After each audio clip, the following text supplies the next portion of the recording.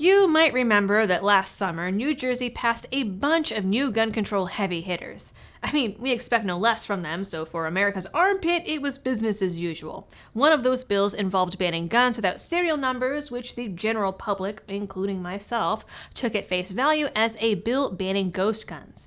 But now that attorneys are having a look at it, it turns out that intention or not, the law is much more sinister, banning any firearm that hasn't been registered with the federal government. You are not going to want to miss this one.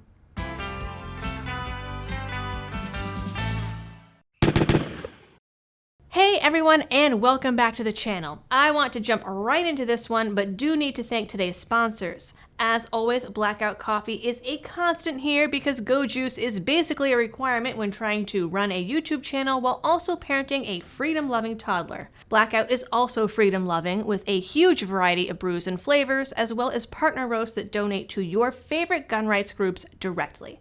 Check them out and support the channel at blackoutcoffee.com/libertydoll. Also sponsoring this video is Sonoran Desert Institute. SDI gives you the firearms education you need from the comfort of your own home. You'll cover gunsmithing, woodworking, armorer's topics, and more with tools and materials mailed directly to your door. To make your hobby into a career, go to sdi.edu/liberty-doll. Now, I don't know if the people who wrote up the bill are just this good or if it was a happy little accident. It really depends on the day whether or not government is running as a vast, masterminded criminal conspiracy or a bunch of incompetent idiots who are also criminals. This new discovery is courtesy of attorney Evan Knappen, who published his analysis over at AmmoLand. On the surface, the laws ban 3D printed guns, homemade guns, BB guns, and even slingshots because, man, gotta get on top of those slingshot murders. Under the law, even antique firearms, muzzle loaders, and black powder are considered firearms even though federal law doesn't recognize them as such. So if you're a musket collector in New Jersey, you're sitting on a pile of felonies, my friend. There are no exceptions and no grandfathering. Under the law, you can't own, sell, transfer, transport, or even dispose of the banned guns. So not really sure what you're supposed to do about your pile of felonies either, because even if you lost them all in a boating accident, well, you had to drive them to the dock first. The law bans all firearms with a firearm frame or firearm receiver which is not imprinted with a serial number registered with a federally licensed manufacturer. This means internal components must be stamped with a serial number, and that serial number must be registered with a federally licensed manufacturer. So if your collection is, say, nothing but Smith & Wesson from the last decade or so, you're fine.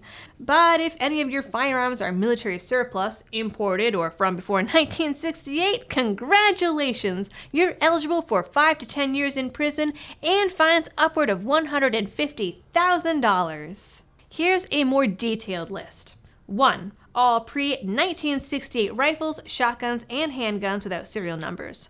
Warning, prior to 1968, there was no federal law requiring guns to have serial numbers. 2. All modern rifles, shotguns, pistols, and revolvers with serial numbers but are not registered with a federally licensed manufacturer. This would include most modern imported rifles, shotguns, pistols, and revolvers, plus foreign firearms and military surplus firearms from countries around the world if these companies were not federally licensed manufacturers. For example, this could be Lugers, Mausers, SKSs, Mosins, etc. All BB guns without serial numbers. New Jersey includes BB guns and air guns in its legal definition of a firearm. 4. All BB guns with serial numbers, but which are not registered with a federally licensed manufacturer. This would include most BB guns made because there is no federal firearms manufacturing license required to make BB guns. Because if there were, that would be insane. 5. All muzzle-loading black powder firearms without serial numbers. New Jersey includes black powder guns, again, in its legal definition of firearm. 6. All muzzle-loading and black powder firearms with serial numbers but are not registered with a federally licensed manufacturer.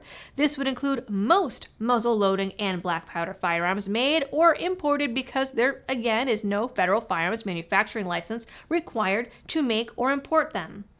7. All antique firearms without serial numbers, because again, antique firearms are firearms under New Jersey law. And 8. all antique firearms with serial numbers but are not registered with a federally licensed manufacturer. This would include pretty much all antique firearms because a federal firearms manufacturing license did not even exist at the time that these were manufactured. And a violation is lumped into the same category of crime as sexual assault, robbery, and drug dealing. BB gun? Sexual assault. Why yes, these two things are perfectly equal.